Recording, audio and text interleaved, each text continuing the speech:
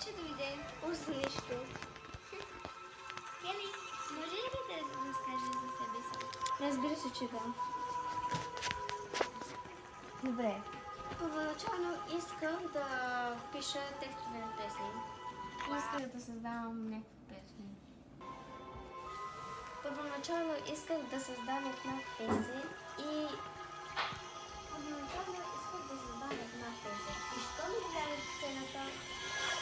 И аз излезам на сцената и тези две момичета, просто заляха в главата ми 24 мл вода.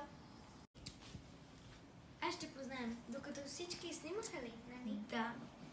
Хайде в стаята ми, има много да ти разказвам за живота ми. И аз имам много да разказвам северно в брат ми, Мити.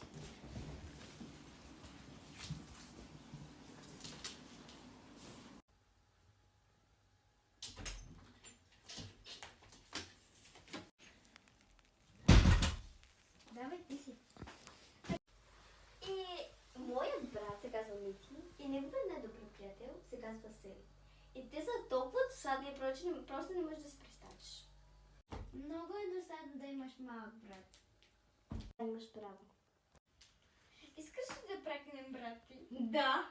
Хайде да позвоним на брат ти. Добре. Но трябва да ми дадеш номера му. Добре ти.